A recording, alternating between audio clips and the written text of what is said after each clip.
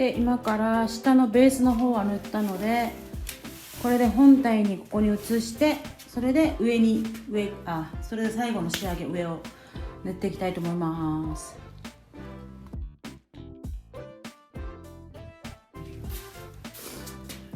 はい、上に乗ってました。こん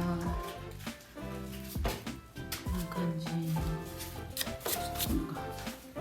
また最後にきれいにちょっと粉を拭いて、最後の仕上げの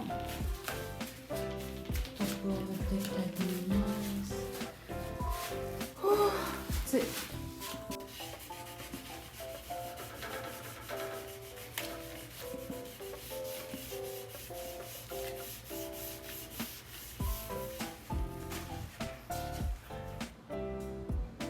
乾くのを待ってから上に何だったっけ、コーティングを塗っていきます。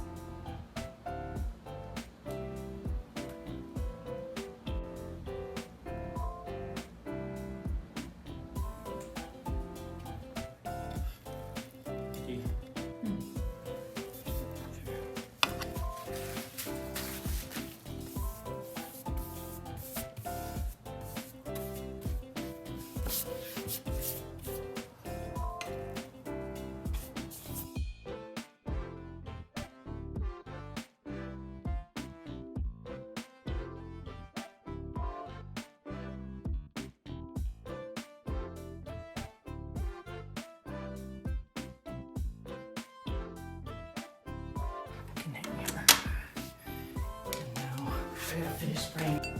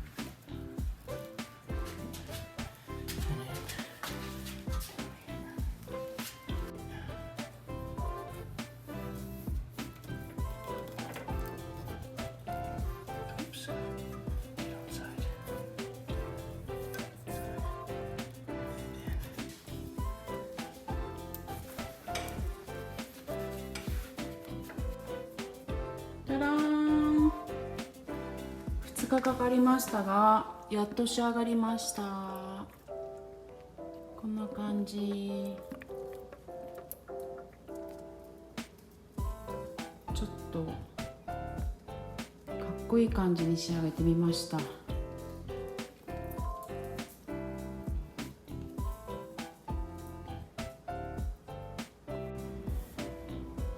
で、ここのノブは取ったんですけど、これは後で可愛いノブ、お揃いノブ、こことこことここ、この合計5つノブを買って可愛いやつをつけたいなと思って、今何もつけてないですが、こんな感じです。